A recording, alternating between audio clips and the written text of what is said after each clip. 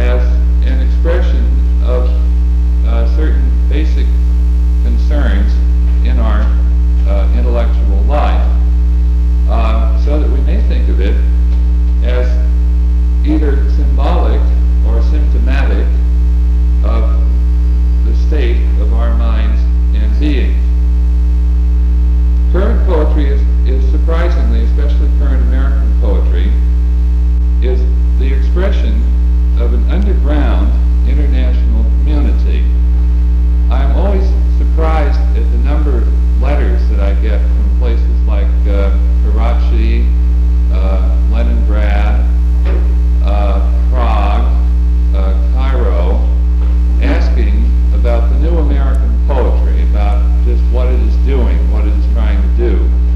And it's become really an international concern of the highest order. At the same time, current poetry is the prototype of an art of alienation. And the alienation of the artist is a familiar concept in current literary discussion.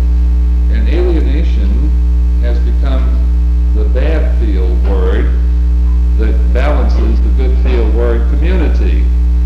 I was distressed at finding our sweet rural campus of Riverside facing the prospect of a series of lectures on alienation, because it is my belief that if alienation and community, the two words, had not existed, that the troubles on the Berkeley campus, you may not have heard of this, but we had some trouble on the Berkeley campus, that if alienation and community as terms had not existed, that the troubles on the Berkeley campus would have taken a very different form.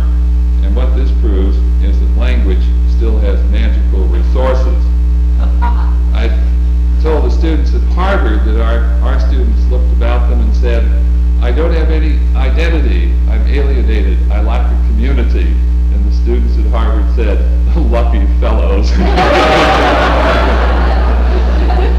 Now, the poet's alienation from society then is typical, it's a symptom of the failure in our lives of symbolic conventions or agreements.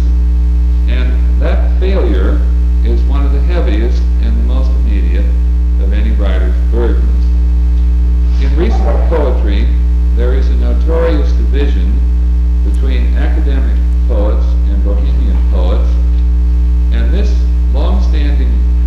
is matched by the long-standing division between the poet and his audience, and that, again, is the result of a breakdown in symbolic agreements. Now, this breakdown has become critical doctrine. It has even become dogma in talk about current letters. And the fact that it has become critical doctrine is one sure way of extending the divisions in the poetic body. When people write books about this age, they will probably describe it as the critical age of mankind. It is an age that's qualified by a sense of continual urgency, constant crisis, and of endless analytical effort in all fields of knowledge and conduct. Now, these analytical efforts, our drive toward self-awareness, our attempt to give rational and cerebral form to the most immediate and transient actions, our ambition to reduce all phenomena to rational order, these are honorable desires, but there is something in poetry that ultimately defeats them, because poetry lives and moves and has its being in the irreducible reality of the imperfect, soiled world of human complexity. Hence, poetic language attempts constantly to approximate this non-linguistic reality of the soiled world. Donald Davy, the young, well, I think of him as young, he's about my age, he's in the prime of life. The English poet Donald Davy commented on Wordsworth's complaint of a forsaken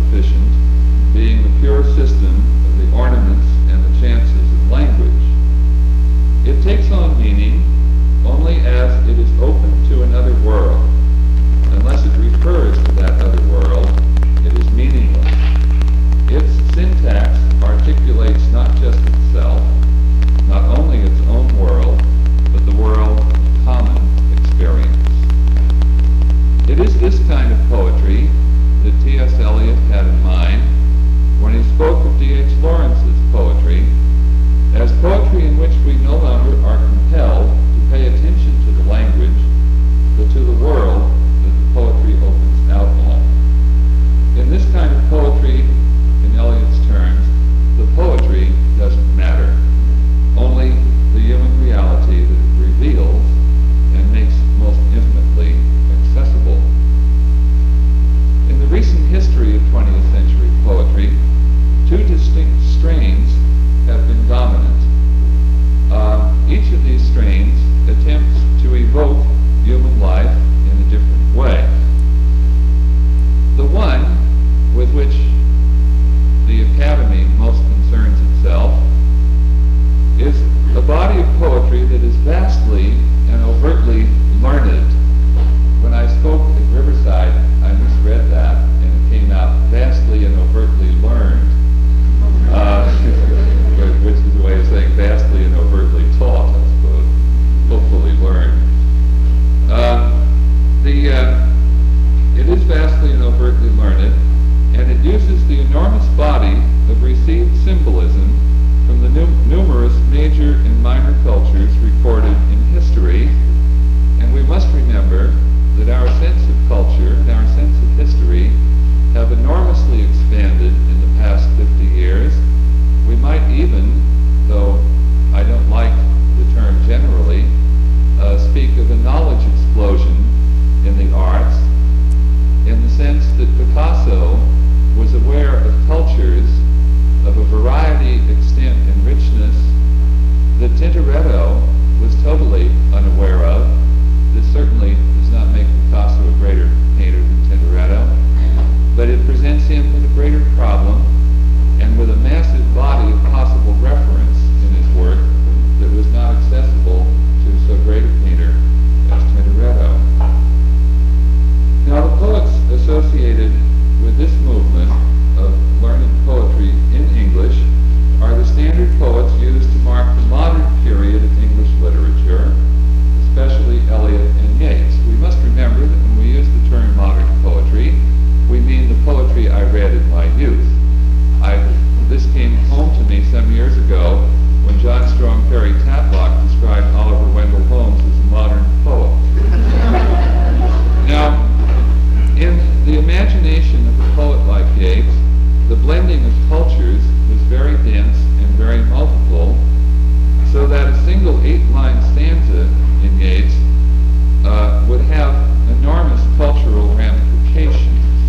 I'll read you the stanza first, and then point to the sources which Yeats used in composing it. A tree there is that from its topmost, A tree there is that from its topmost bough is half all glittering flame, and half all green abounding foliage, moistened with the dew. And half is half, and yet is all the scene, and half consume what they renew. And he that at his image hangs between that staring fury and the blind lush leaf may know not what he knows, but knows not grief. Now, in writing that poem, Yeats had in mind several trees. One was the tree of Peridor that appears in the Welsh Mabinogion. The other is the pine tree of the cult of Attis, as it's described in the Emperor Julian's hymn to the Great Mother.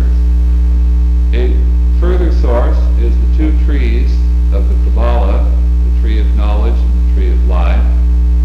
And the final source, which rather overarches all of them, is the tree that's so dear to the romantic imagination that you see, especially in English poetry, from Coleridge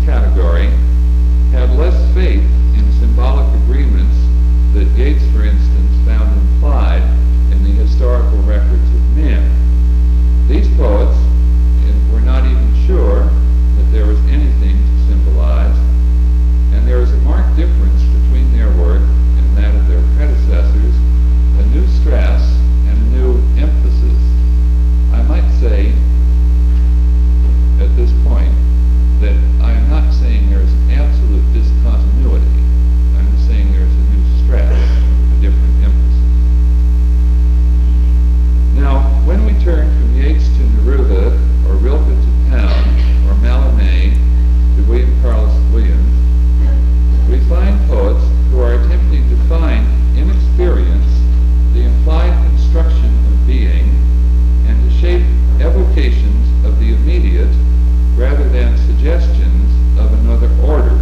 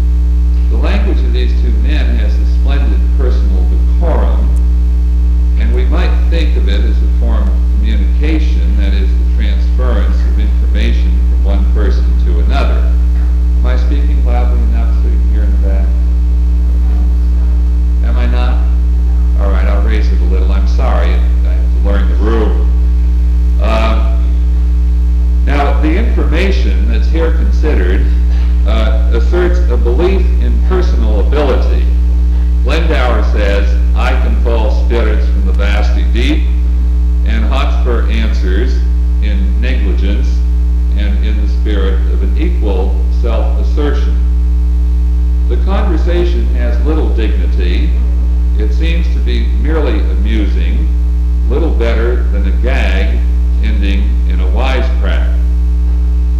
The folly of Glendower and Hotspur that is here presented is in fact not funny, for these words are effectually the death of Hotspur and eventually, in a later play, of Glendower.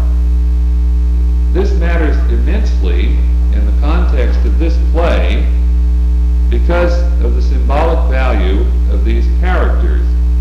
The play asserts the death of magic and the death of the chivalric order, and these lines take much of their pressure and even their amusement from this larger concept. Now, Shakespeare is full of precisely this kind of dramatic usage. It is the substance of his dramatic art, and as a dramatist, his intent is to get the entire weight of his characters and their action into each phrase. What they communicate to each other is less important than what they are, and what they say to us is greater than what they say to each other, so that their failure to communicate to effect a transfer of data is the matter of the drama. They are caught within the trap of prior judgment and habitual rhetoric, and their language communicates to us, who overhear them, a knowledge of their doom. Now, it seems to me that this is a function of language that exceeds the concept of movement from container to container.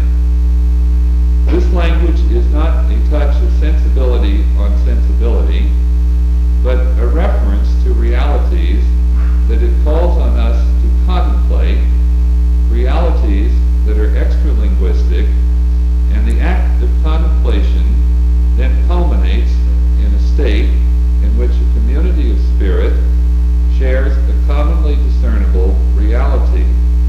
Communication ceases and communion begins.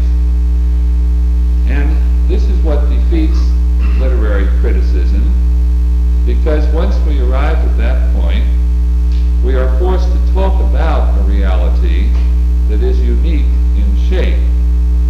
And since the shape of that reality is verbal, any talk about it is redundant. The talk is criticism and another form of discourse that attempts to communicate what the unique shape is, and success in this attempt is a priori impossible. It is valuable in a pragmatic sense if it brings us closer to perceiving, if it establishes a state of mind receptive to realizing the unique shape.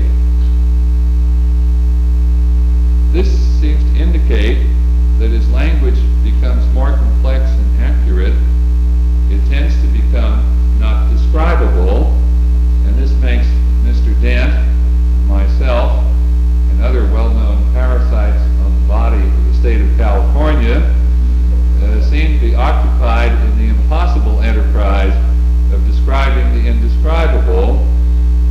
At least it has some advantages over thinking about the unthinkable. Now, I've used that small example from Shakespeare to exhibit certain qualities of dramatic poetry, and a large body of poetry is not explicable except as dramatic, and a large body of literature is developed recently precisely on the relation between the poet and the poem, a literature that's developed in response to certain poetic practices, especially those of Eliot and Pound, and of theories articulated from those practices.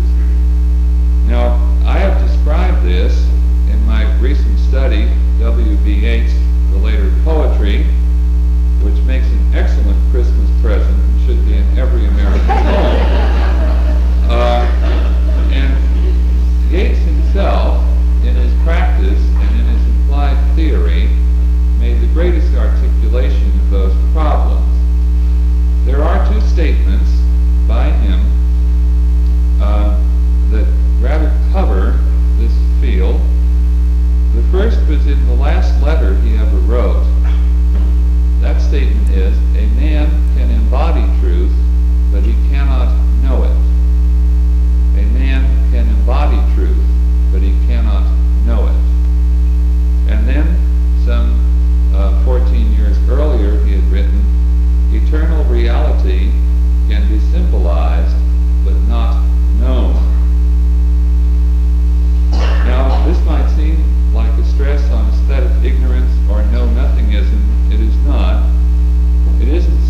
instead a description of the fate of the artist in a world where all is discovery and nothing is final, and the fate of the artist in that world is our fate in our world as well.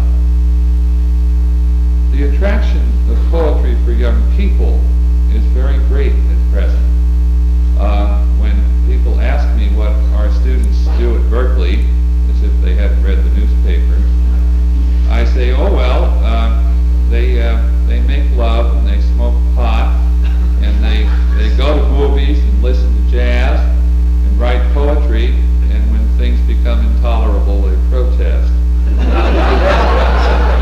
Now, poetry is attractive to young people now because, like jazz or like action painting, poetry is a process of discovery, and the discoveries it makes are dramatic or symbolic.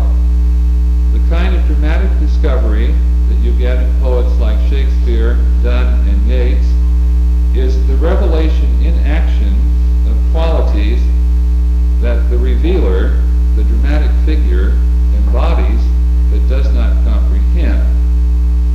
And symbolic discovery is the revelation of qualities that are not evident and not conventionally ascribed to the object in question.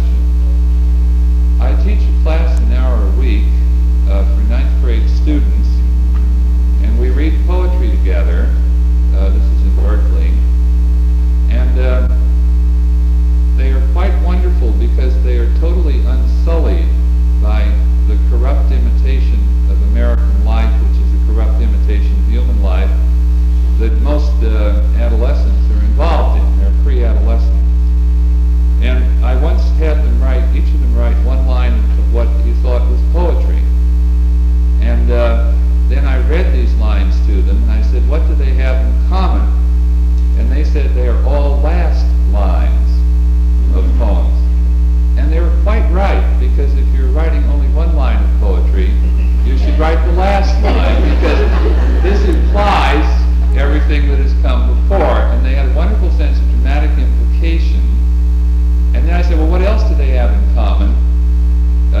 What about their subjects? So we listed the subjects that they were about: clouds, night, the sea, death, the sky, and love, which seems to me to almost to exhaust the possibilities of poems.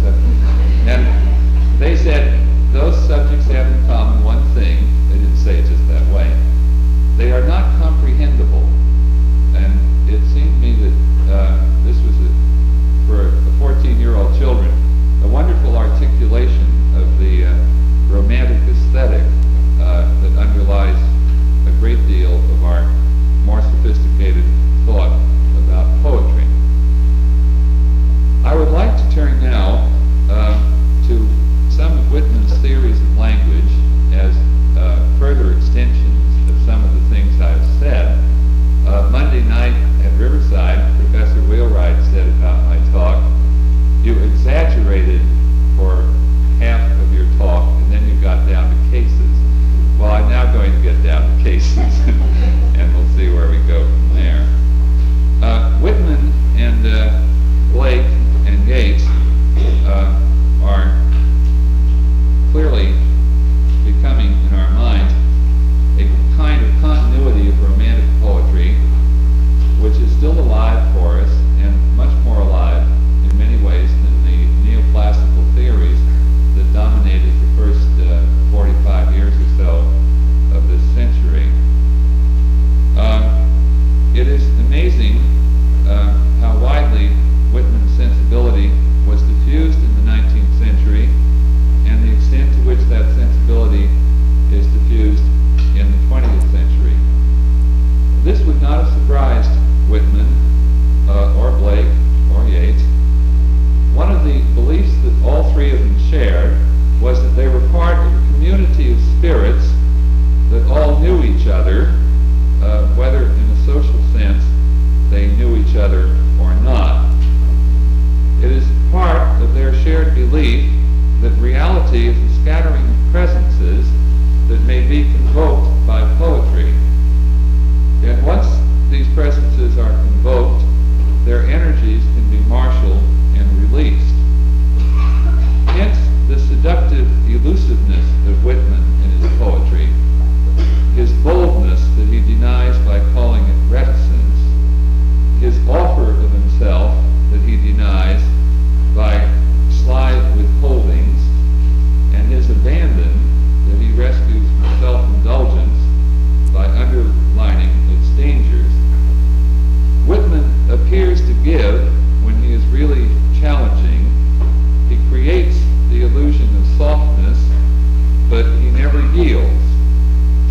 His main effort is to release in those fated others who are part of his dreams the energies that will allow them to participate in a transcendent reality. Whitman wants to return in his poetry to a world of light and ease, where in the unruined natural landscape human beings live as animals.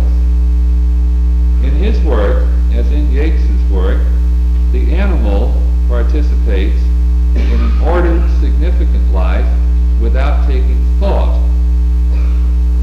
The irony in the human situation is that the only way for human beings to attain a spontaneous natural order is by taking thought. When Whitman writes spontaneous me, he is defeating spontaneity, so that issue after issue in stereotype, the phrase spontaneous me is repeated. It is then not a natural, but an artificial event.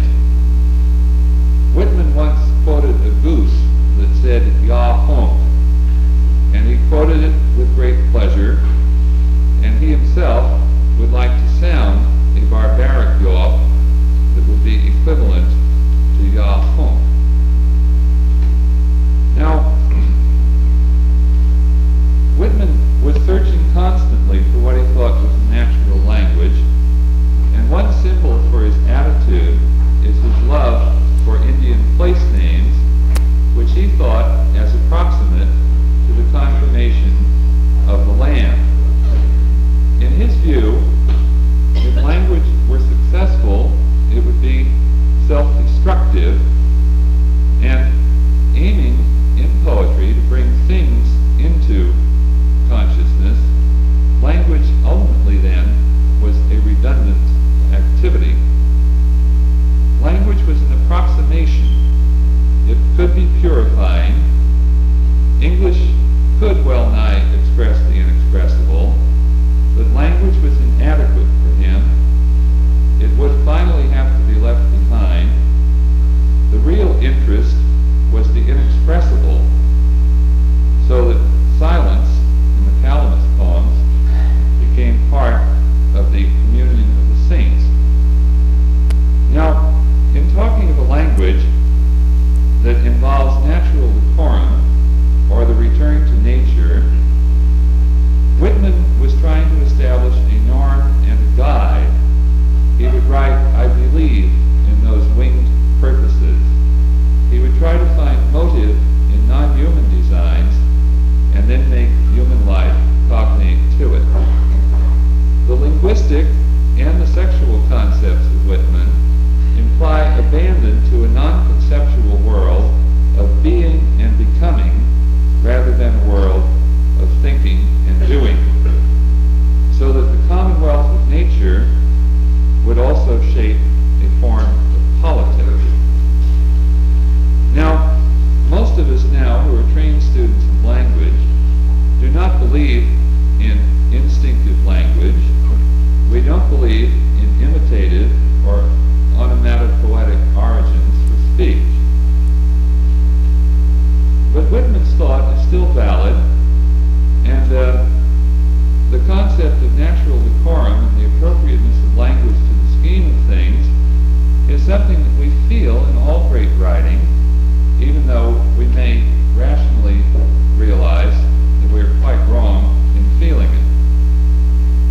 The great linguist and anthropologist Sapir phrased it by saying, with Heine, for instance, one is under the illusion that the universe speaks German.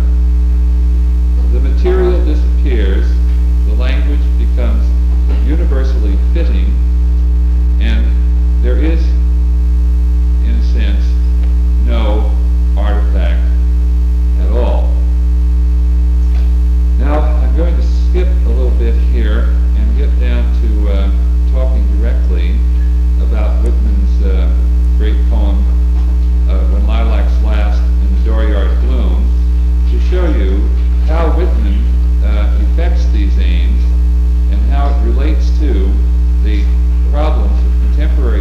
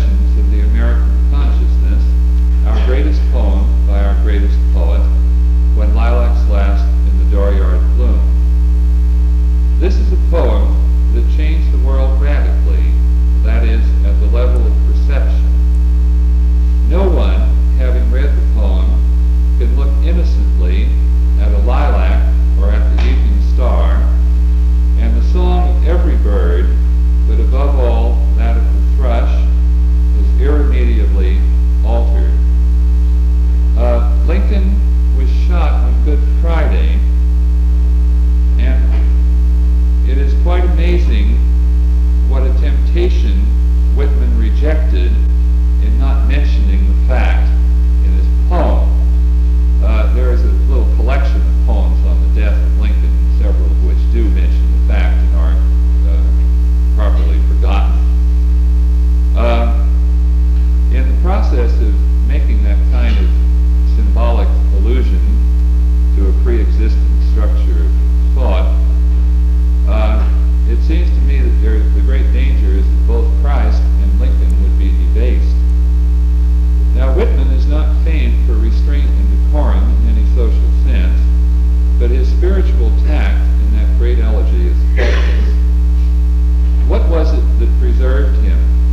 It might have been his refusal to accept a single systematic code of symbols, or it might have been his quest for a natural complex that would distinguish and dignify events. It might have been the sustaining momentum of his longing that allowed him to expend his love freely and gratuitously. It is certainly true that the death of Lincoln was a release of the enormous sorrow and passion and pity that had filled Whitman's life through the terrible Civil War. He wrote in Specimen Days, "The real war will never get in the books," but he was wrong. For in this poem, and not in Drum Taps, the real war did get in the books. Whitman's real war was the entire emotional surge and turmoil that tore his heart in those terrible military hospitals where he served as a nurse. The expressive base of this poem is the representative heart. The poet must endure and undergo. He must suffer for the community the destruction of its center, and the poem will then serve as a surrogate. The presiding figure that once created a calm at the center of chaos is gone, and in its place is a new calm that presides over experience and sets it in its proper context. The new calm is the poem. It now regulates and orders. The authority is gone, and the poem diffuses responsibility through the nation. Our national trauma was the Civil War. Our tragic hero was Lincoln. Our tragic poet was Whitman. We know this in principle, but this poem is truth carried alive into the heart by passion. Much of the poem is surprisingly literal. Lincoln's casket did proceed slowly by train through a grief-stricken nation. The casket was covered with lilacs. Before Lincoln's death, the Western Star did shine with portentous splendor. Crepe-veiled women allegorically did represent the states as the funeral train passed through the cities. Railroads had won the war. Railroads were binding the nation into commercial unity. It was inevitable that railroads should bear this terrible freight. Now, even if we did not know the cultural facts in which the poem participates, we should sense that its strangeness is quite natural. 10 years earlier, Whitman had shown in Crossing Brooklyn Ferry his talent for reticent precision.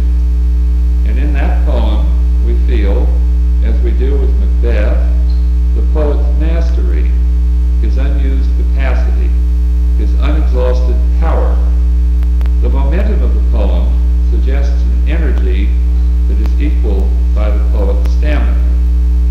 So there are no climaxes, no rises and falls in level of attainment, or if there are, the poem's tone is established at so consistently high a level that rises and falls in pitch are not audible. Now, this is true of Crossing Brooklyn Ferry and Lilacs both. There may be greater plays in English than Macbeth, and there's certainly no greater extended poem, and there may be greater elegies than When Lilacs Last in the Dooryard Bloom, but there is no greater lyric.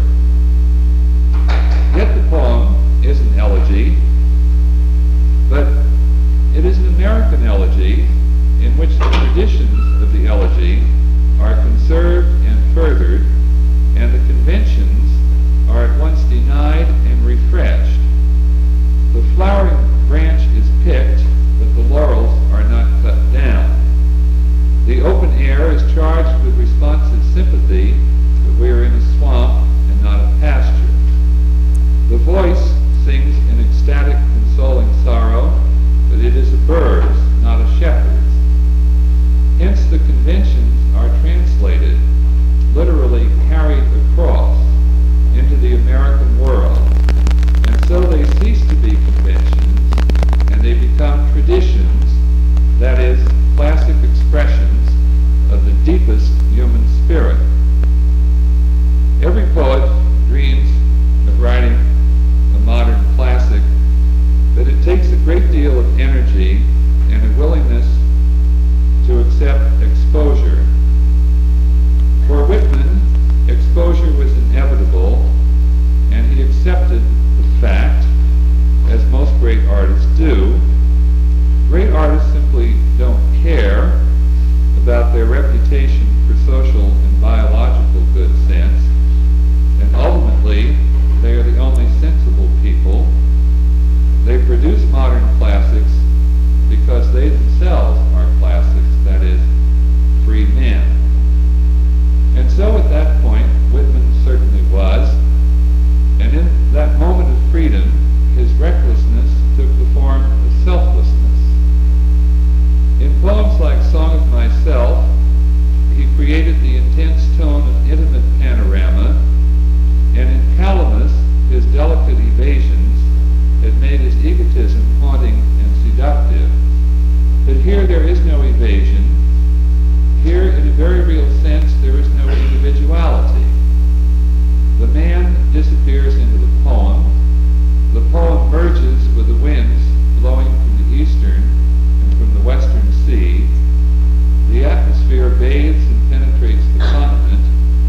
The continent rests in the poet's dream and reciprocates it. The result is a poem of pure spirit, and in Whitman's total work, it belongs with his great unwritten book, the book that was to have as its subject the democratic nationality rather than the democratic individual. Whitman planned two books. One was to be called Leaves of Grass, and another, according to some notes in the Feinberg papers, was to be called Heirs of Lilac Time.